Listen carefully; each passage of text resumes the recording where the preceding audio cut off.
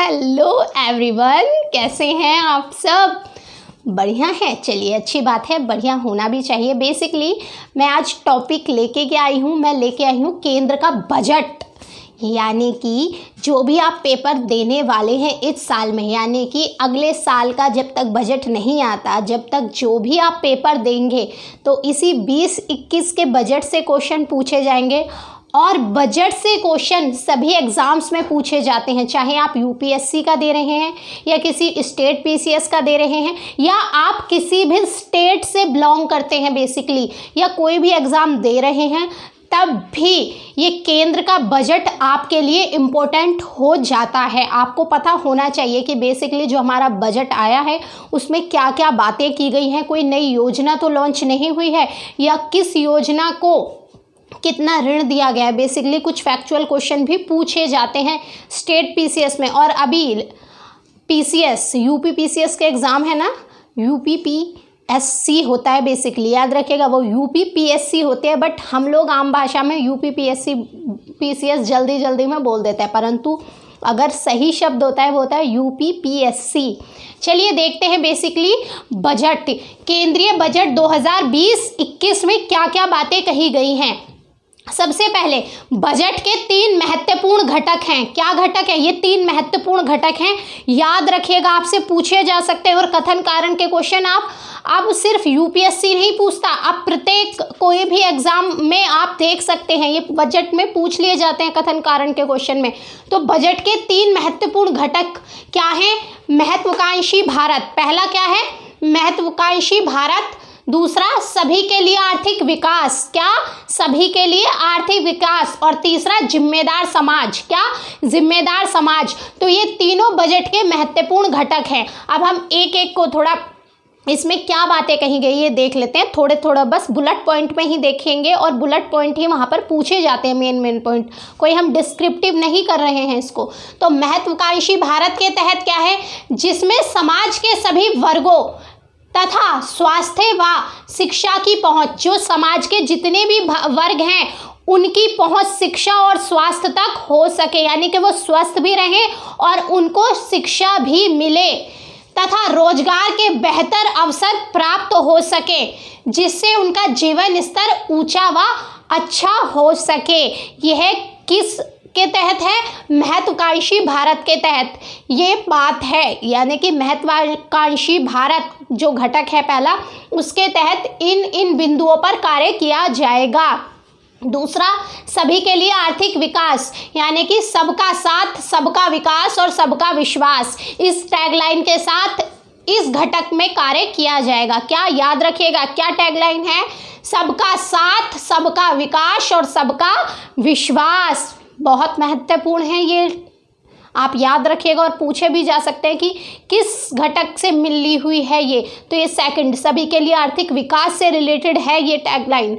तीसरा है जिम्मेदार समाज, यानी कि मानवीय तथा सहृदय अंत्योदय आस्था का आधार। आज आप देख रहे हैं बेसिकली जो हमारे नागरिक हैं उनमें क्या हो रहा है, उन्हें अपने अधिकार के प्रति तो आ जाएंगे, परंतु अपनी जिम्मेवारियों के प्रति उनका कोई भी रुझान दिखाई नहीं दे रहा। अधिकार को लेकर तो वो खड़े हो जाते हैं, परंतु जिम्मेदारी, यानी कि अगर अधिकार है तो अधिकार के साथ ही जिम्मेवारियां भी हैं। आपके जैसे हमारे घर में फैमिली है, फैमिली में पापा हैं, पापा के कुछ अधिकार है, यानी कि वो हमें डांट सकते हैं, हमसे पूछ सकते हैं आप क्या कर रहे हो, कब आ रहे हो, कब जा रहे हो, कहाँ क्या करते हो, घर से देर क्यों आए, इतनी देर क्यों हो गई। तो ये उनका अधिकार है, परंतु ये उनकी जिम्मेवारी है कि जब तक बच्चा खुद अपने पैरों पर नहीं खड़ा हो जाता तो शिक्षा दीक्षा का जिम्मेवारी किसकी होती है? हमारे पिताजी की, हमारे माता पिता की, हमारे बड़ों की होती है। तो इसी तरीके से जिस हमारे देश में भी हमारे अगर अधिकार हैं तो उसके साथ जिम्मेवारियां भी हैं, परंतु आज वर्तमान समय में बहुत कम जिम्मेवारी का एहसास है नागरिकों को। तो यहाँ पर क्या? जिम्मेदार समाज, मानवीय तथा सहृदय अंत्योदय आस्था का आधार, याद रखिएगा, आई थिंक समझाया ऐसे कि आप भूलेंगे नहीं। तो ये 3 घटक महत्वपूर्ण हैं। अब ये देखिए, इन 3 विषयों को एक साथ 3 विषय एक साथ लाया गया है। इन 3 विषयों का, वो 3 विषय कौन से हैं, बहुत महत्वपूर्ण है, ये बात भी बहुत महत्वपूर्ण है। भ्रष्टाचार मुक्त, नीति निर्देशित और सक्षम बनाना। किसको? भारत को, यानी कि भारत जो है हमारा वो भ्रष्टाचार मुक्त हो, उसमें अच्छी नीति निर्देशित हो और वो सक्षम बने। तो पहला ये। दूसरा, साफ सुथरा तथा मजबूत वित्तीय क्षेत्र हो हमारे देश में। क्या? साफ सुथरा तथा मजबूत वित्तीय क्षेत्र। तीसरा, जीवन सुगमता, यानी कि ये 3 विषयों को अब एक साथ लाया गया, अब एक साथ मिलकर इन पे काम किया जाएगा। दोबारा देख लीजिए, भ्रष्टाचार मुक्त, नीति निर्देशित और सक्षम समाज को बनाना या निर्माण करना। दूसरा, साफ सुथरा तथा मजबूत वित्तीय क्षेत्र। और थर्ड, जीवन सुगमता। और इस जीवन सुगमता में 3 विषय हैं, यानी कि इस जीवन सुगमता जो है थर्ड लाइन, इसमें कौन कौन से बिंदुओं को आधार मानकर कार्य किया जाएगा। पहला, कृषि सिंचाई व ग्रामीण विकास। या पहला क्या है इसमें? कृषि सिंचाई व ग्रामीण विकास। आरोग्य व जल स्वच्छता। क्या है दूसरा? आरोग्य व जल स्वच्छता। तीसरा, शिक्षा और कौशल। ये 3 बेसिकली, तो ये 3 एक साथ ज्वाइंट कर दिए गए हैं। इन तीनों पे एक साथ कार्य किया जाएगा। और या फिर आपसे अलग से भी पूछ सकते हैं कि जीवन सुगमता में कौन कौन से बिंदु आते हैं, तो ये 3 बिंदु आते हैं जीवन सुगमता में। अब देखिए यहाँ पर 2020-21 के बजट में 16 सूत्री कार्यक्रम की योजना निर्धारित की गई है। वो 16 सूत्री कार्यक्रम कौन से हैं, पूछे जा सकते हैं। तो पहला, प्रथम, यानी कि ये पहला, फर्स्ट कौन सा है? 16 सूत्री। अब इनके लिए आवंटन कितना किया गया है? जो फर्स्ट है 16 सूत्री कार्यक्रम में पहला जो है, उसके लिए कितने आवंटन किए गए हैं? कितने करोड़ रुपए? 2.83 लाख करोड़। 2.83। आपको पता है कि जो पॉइंट के बाद की संख्या होती है वो ऐसे 83 नहीं बोली जाएगी, वो 83 बोला जाता है। तो 2.83 यानी कि 2.83 लाख करोड़ रुपए आवंटित किए गए। और बेसिकली किस में बांटा गया है इसको? पहला, कृषि सिंचाई संबंधित गतिविधियों के लिए। तो पूछा जा सकता है कि कृषि सिंचाई संबंधित गतिविधियों के लिए कितना आवंटन, यानी कि कितने रुपयों का आवंटन किया गया है। तो कितना है?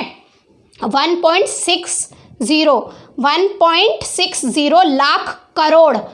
ग्रामीण विकास और पंचायती राज के लिए कितना आवंटित किया गया है? 1.23 लाख करोड़। कितना आवंटित किया गया है? 1.23 लाख करोड़। तो ये दोनों आप याद रखिएगा, बहुत पूछ सकते हैं ये सीधे तौर पर आपसे देखकर कि कृषि सिंचाई के लिए कितना आवंटित किया गया और ग्रामीण विकास और पंचायती राज के लिए कितना आवंटित किया गया। तो पहला 16 सूत्री कार्यक्रम में पहला ये है। सेकंड क्या है? कृषि ऋण। क्या है? कृषि ऋण। दूसरा विषय क्या है 16 सूत्री कार्यक्रम में? कृषि ऋण। 2020-21 के लिए 15 लाख करोड़ रुपए खर्च करने हैं इस पर। कितने? 15 लाख करोड़। किसके लिए? बेसिकली 2020 और 21 के लिए 15 लाख करोड़। और इसमें क्या क्या बातें कही गई हैं? पीएम किसान लाभार्थियों को केसीसी योजना के तहत लाना, यानी कि जो पीएम किसान के लाभार्थी हैं, आपको पता है पीएम किसान के तहत 6,000 रुपये सालाना दिए जाते हैं। और बेसिकली ये योजना लॉन्च कब की गई थी? फरवरी 2019 में। फरवरी 2019 में ये योजना लॉन्च की गई थी। आई थिंक 24 फरवरी 2019 में की गई थी। तो फरवरी 2019 में ये पीएम किसान योजना, क्योंकि इसमें नाम आया है तो हो सकता है ये ना पूछें, ये पूछ रहे कि ये जो पीएम किसान सम्मान निधि योजना है वो लॉन्च कब की गई थी? तो फरवरी 2019 में लॉन्च की गई थी। आप इसके तहत 6,000 रुपये सालाना दिए जाते हैं। और इसी के अंदर पीएम किसान मानधन योजना है। अगर आप इसके सदस्य हैं पीएम किसान सम्मान निधि के, तो आपने आप ऑटोमेटिकली किसान मानधन योजना के सदस्य बन जाते हैं। तो पीएम किसान लाभार्थियों को केसीसी यानी कि किसान क्रेडिट कार्ड, क्या है केसीसी की फुल फॉर्म? किसान क्रेडिट कार्ड योजना के तहत लाना। बेसिकली सबसे पहले एक किसान क्रेडिट कार्ड कब लॉन्च हुआ था? सबसे पहले हुआ था सर्वप्रथम, अगर बात की जाए इसकी शुरुआत कब हुई थी? 1998 में हुई थी, याद रखना। इसमें इसका जिक्र हुआ है, तो इसलिए इसका हमको ये पता होना आवश्यक है कि इसकी प्रथम शुरुआत कब हुई थी। तो 1998 में हुई थी किसान क्रेडिट कार्ड की शुरुआत जो थी।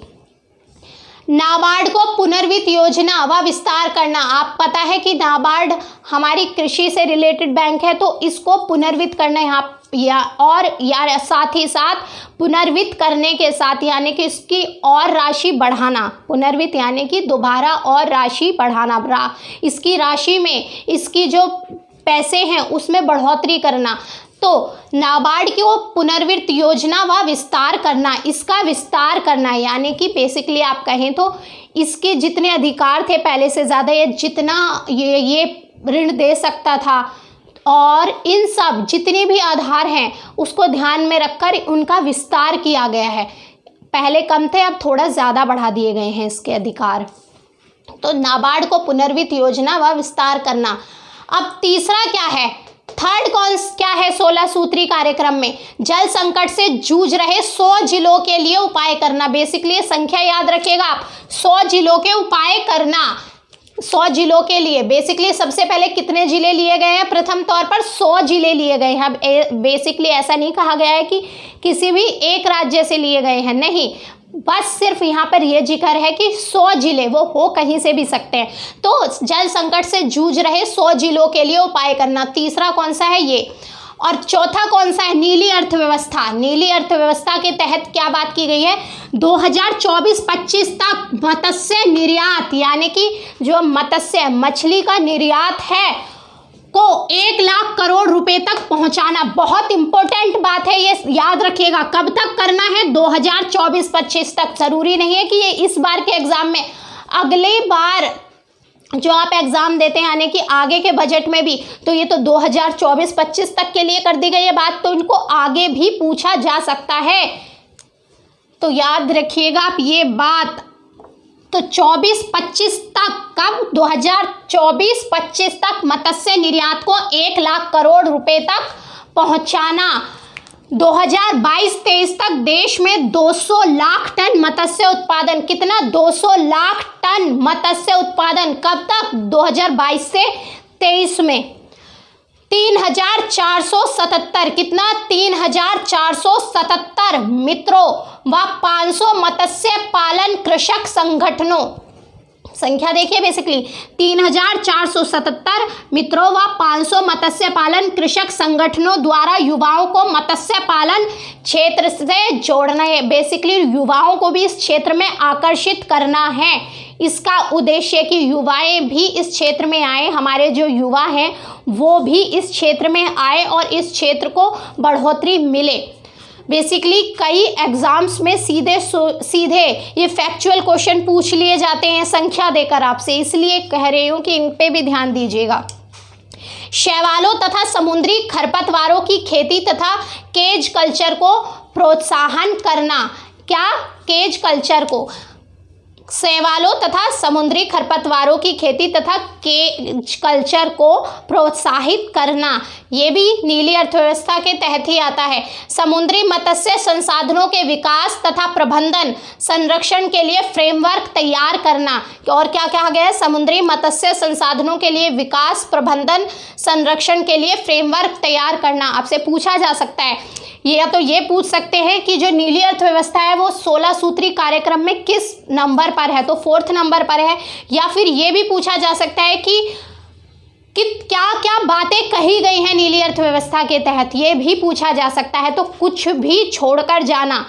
अब ये जो समय है बड़े स्तर पर बड़े संख्या में लोग तैयारी कर रहे हैं, तो ये समझ के कुछ भी छोड़ देना कि ये इम्पोर्टेंट नहीं है और ये इम्पोर्टेंट है, ये सबसे बड़ी बेवकूफ़ी होती है। सब कुछ पढ़ना पड़ता है, वो भी ध्यान से पढ़ेंगे एक बार और सब कुछ पढ़ लेंगे तो जब पेपर सामने आता है और आपने चीज़ें ध्यान से पढ़ी है तो आप बहुत अच्छे से पेपर को कर लेते हैं, परंतु ये अब सोच के इस बात को बिल्कुल दिमाग से निकाल दीजिएगा आप कि पेपर में कुछ अब इस तरीके से पढ़ना चाहिए कि ये इम्पोर्टेंट है, ये इम्पोर्टेंट नहीं है। अब सब कुछ इम्पोर्टेंट है। बेसिकली अब उनको भी पता है, जो एग्जामिनर हैं, कि बच्चा किस किस सोर्स से पढ़ता है, कहाँ तक वो सोच सकता है, तो वो हमसे ऊपर सोच कर काम करते हैं। तो अपनी सोच को भी उस स्तर तक पहुँचाइए। अब बिल्कुल भी ऐसा नहीं होता कि ये इम्पोर्टेंट है, ये इम्पोर्टेंट नहीं है। नहीं, सब कुछ इम्पोर्टेंट है, पता नहीं कहाँ से क्वेश्चन आ जाए। अब फिफ्थ क्या है? किसान रेल। किसान रेल बेसिकली 2020 के बजट में ही किसान रेल की बात की गई है। और पहली रेल कब शुरू की गई? किसान रेल 7 अगस्त 2020 को सार्वजनिक व निजी भागीदारी के माध्यम से। देखिए, इसको सार्वजनिक व निजी दोनों भागीदारी से कहा गया है शुरू करने के लिए। तो सार्वजनिक व निजी भागीदारी के माध्यम से भारतीय रेल द्वारा किसान रेल सेवा शुरू की गई है। तो पूछा जा सकता है कि किसान रेल में कौन कौन भागीदार होगा? तो सार्वजनिक और निजी दोनों तरीके की भागीदारी होगी। और साथ ही साथ कौन शुरू करेगा किसान रेल को? तो हमारी भारतीय रेल के द्वारा ही इसको शुरू किया जाएगा। भारतीय रेल के द्वारा ही किसान रेल सेवा का संचालन किया जाएगा। इसी के अंडर, इसी के तहत ये कार्य करेगी। बेसिकली पहली उत्तर भारत की रेल या पहली किसान रेल या पहली उत्तर भारत की किसान रेल आपसे पूछा जा सकता है। दो तरीके से पूछ सकते हैं, पहली उत्तर भारत की किसान रेल या पहली किसान रेल कब शुरू हुई? 7 अगस्त 2020 को। कहाँ से? देवलाली से दानापुर। कहाँ? देवलाली से दानापुर। याद रखिएगा ये चीज, देवलाली से दानापुर। अब देवलाली कहाँ है? देवलाली है महाराष्ट्र में, और दानापुर कहाँ है? बिहार में। कहाँ है? दानापुर बिहार में है और देवलाली महाराष्ट्र में है। तो देवलाली से दानापुर, यहाँ से यहाँ तक के लिए ये ट्रेन शुरू की गई है। बेसिकली कई बार ये फैक्चुअल क्वेश्चन ही पूछ लेते हैं, जगह का नाम ही पूछ लेंगे देवलाली कहाँ है, दानापुर कहाँ है, और ये किस किस राज्य को जोड़ेगी, बेसिकली किन किन राज्यों से होकर जाएगी? तो महाराष्ट्र, मध्य प्रदेश, उत्तर प्रदेश और बिहार, इन 4 राज्यों को जोड़ेगी। ये 4 राज्य भी आपको ध्यान में रखने हैं। महाराष्ट्र, मध्य प्रदेश, उत्तर प्रदेश और बिहार, इन 4 राज्यों को ये जोड़ेगी। और दक्षिण भारत में पहली किसान रेल कब, कहाँ से कहाँ तक चलाई गई है? दक्षिण भारत में आंध्र प्रदेश के अनंतपुर से। कहाँ? आंध्र प्रदेश के अनंतपुर से नई दिल्ली में आज़ादपुर मंडी है ना, वहाँ तक। ठीक है, ये दोनों बातें फैक्चुअल क्वेश्चन है, आप याद रखिएगा। बेसिकली किसान रेल चलाने का उद्देश्य क्या है? दूध, मांस व मछली आदि जैसे जल्दी खराब होने वाले उत्पादों के लिए राष्ट्रीय प्रशीतन आपूर्ति श्रृंखला, यानी कि कोल्ड स्टोरेज जिसमें सब्जियां या फल रख दिए जाते हैं जिससे कि खराब ना हो। तो यही बात कही गई कि दूध, मांस व मछली आदि जैसे जल्दी खराब होने वाले उत्पादों के लिए राष्ट्रीय प्रशीतन आपूर्ति श्रृंखला शुरू की गई है, जिससे कि खराब ना हो सके जल्दी, और जल्दी से जल्दी ये अपने गंतव्य तक, यानी कि जहाँ तक इनको पहुँचना है वहाँ तक सुरक्षित पहुँच सके। ऐसा ना हो कि आज इनको डाला गया या भेजा गया और उसमें कोल्ड स्टोरेज नहीं था, तो वहाँ पर जब उनको उतारा गया तो आधे से ज़्यादा तो खराब ही हो चुके हैं। एक्सप्रेस व मालगाड़ियों में प्रशीतन डिब्बे लगाना, ये भी किसान रेल का उद्देश्य। और क्या है कि एक्सप्रेस व मालगाड़ियों के डिब्बे में भी कोल्ड स्टोरेज यानी कि प्रशीतन डिब्बों को लगाना या निर्माण करना। 6th क्या है? बेसिकली किसान उड़ान योजना। आपने देखा था 2016 में उड़ान योजना शुरू की गई थी। क्या? उड़ान योजना कब शुरू की गई थी? 2016 में। उड़े देश का आम नागरिक, तो बेसिकली यहाँ पे किसान उड़ान योजना शुरू गई है, तो उससे मिलती जुलती ही है। तो बेसिकली इसलिए उस योजना के भी बारे में मैंने आपको बता दिया। 2016 में शुरू की गई थी। और उड़ान योजना पूरा नाम क्या था? उड़े देश का आम नागरिक। तो यहाँ बात की जा रही है कृषि उड़ान योजना की। कब? 2020-21 के बजट में ही इसको रखा गया है। कब रखा गया है? 2020-21 के बजट में ही निर्मला सीतारमण जी, जो हमारी वित्त मंत्री हैं, केंद्र की वित्त मंत्री कौन है? हमारी निर्मला सीतारमण, उनके द्वारा ही बजट पेश किया गया है और उन्होंने इस योजना के बारे में बात की है 2020-21 के बजट में ही। तो कृषि उड़ान योजना, बेसिकली इसका मंत्रालय कौन सा होगा? नागरिक उड्डयन मंत्रालय राष्ट्रीय है। और क्यों शुरू किया गया? इसका उद्देश्य क्या है? राष्ट्रीय तथा अंतर्राष्ट्रीय, यानी कि नेशनल और इंटरनेशनल, राष्ट्रीय व अंतर्राष्ट्रीय पूर्वोत्तर व जनजातीय क्षेत्रों के जिलों को कृषि उत्पादों को बेहतर मूल्य दिलाना और राष्ट्रीय और अंतर्राष्ट्रीय स्तर पर भी बेसिकली हमारे जो कृषि उत्पाद है उनकी सेल हो सके। सिर्फ नेशनल लेवल पर ही नहीं, इंटरनेशनल लेवल तक भी हमारे उत्पाद जाएं और साथ ही साथ पूर्वोत्तर व जनजातीय क्षेत्रों के जिलों को कृषि उत्पादों के बेहतर मूल्य दिलाना या उनका बेहतर मूल्य का निर्माण करना। जो भी हमारे पूर्वोत्तर के ज़िले हैं और जनजातीय हैं जो भी वो उत्पाद का निर्माण करती हैं उनको बेहतरीन मूल्य मिल सके, तो बेसिकली ये उद्देश्य है। तो ये फर्स्ट पार्ट है, इसके और पार्ट भी आएंगे और कुछ भी ऐसा नहीं है कि इम्पोर्टेंट नहीं है, सब कुछ देख के पढ़ के जाइएगा। हो सकता है बजट बहुत इम्पोर्टेंट होता है और बजट से कब कहाँ क्या क्वेश्चन आ जाए नहीं कहा जा सकता। चलिए बेसिकली इसमें इतना ही रखते हैं। धन्यवाद।